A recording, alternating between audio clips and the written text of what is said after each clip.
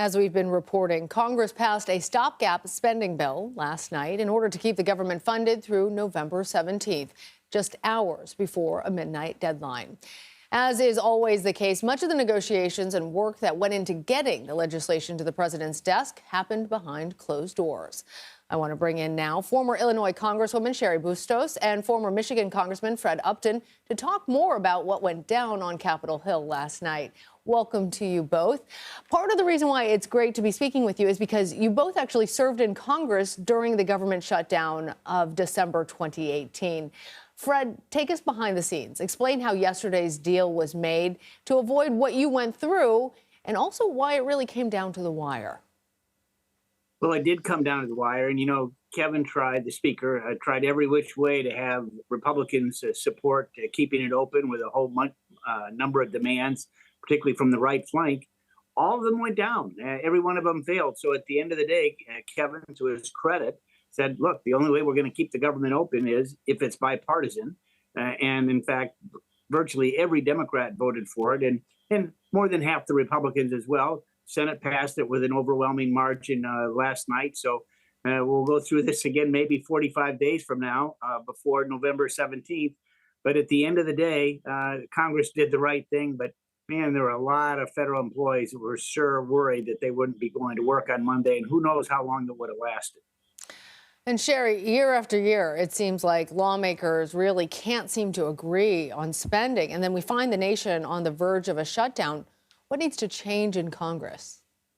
Oh, gosh, that list is a long one. What needs to change in Congress? I mean, gosh, it's longer than this arm. I can tell you that. Look, Congress has this tendency to always go down to the wire. It did when Fred was there. It did when I was there. It will for many years. It's kind of not just the American way, but it's the human way, right? We're procrastinators. We get down to the wire. But what needs to change? First of all, the rules that Kevin McCarthy agreed to are just not sustainable. The fact that one member of the Republican conference can say they want to remove him from the speakership, all that leads to is Speaker McCarthy continually trying to appease all flanks of his party, and he cannot do that. When you have people on the far, far, far right that don't even want to keep government open, that's going to be a problem. I'm guessing when they're back in session on Monday, and it's here it is again tomorrow, they're going to be back in session again, that he's going to face that.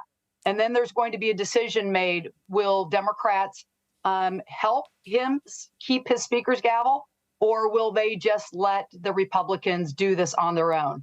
There's a lot of drama still to come, not only this 45-day period that we have, which, by the way, is less than a week before Thanksgiving, which will again get them down to this wire going into a holiday. So I think there's a lot more drama still to come, and the American public, unfortunately, will have to be on the receiving end of that. Well, Fred, Cheri brought up really House Speaker Kevin McCarthy and some of the drama that he potentially faces. He came out really strongly against Democrats after the bill passed, despite actually asking Democrats for their support and then receiving it. Let's play a little bit of what he had to say. The Democrats first wanted to adjourn. Can you imagine hours away from shutting down and they wanted to adjourn? Then they came down and all voted by a card to delay it, to delay it, to delay it. Then the leader went and took a magic minute to keep talking and delaying it and delaying it and delaying it.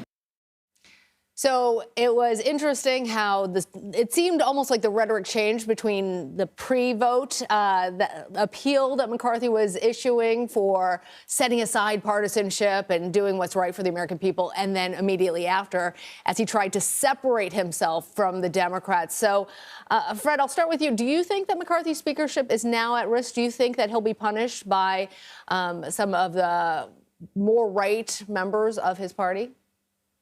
Well, I suspect, looking at the news this morning, I suspect that some of those hardliners, Matt Gaetz and others, they're going to come to a decision on Monday. They're going to try to punish Kevin for working with the Democrats.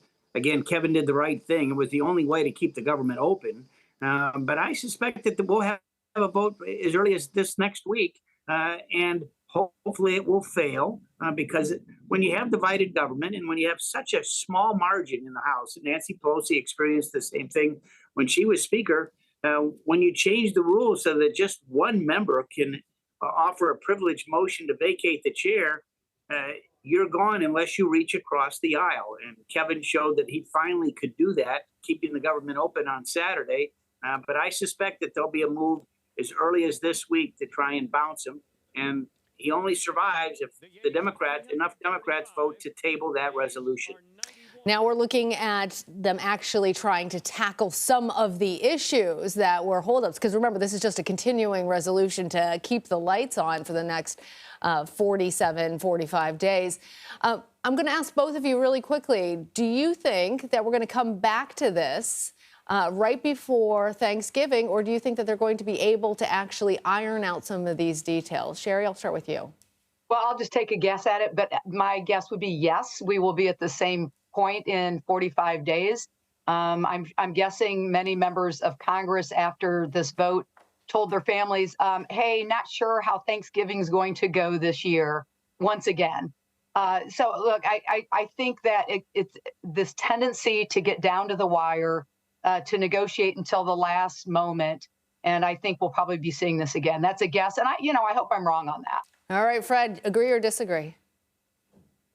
I agree with Cheri. I think we're going to be in the same box. I think maybe some of the bills will pass. They'll get outside of that continuing resolution. But no, we're going to be going through this drill. And, big issues like Ukraine and others, which need to be addressed. Remember, the Senate passed a pretty good bill with 77 votes earlier in the week. Yeah. I think that'll be a template to get things done. All right, I'm going to call that bipartisan agreement. Cheri Bustos, Fred Upton, thank you both.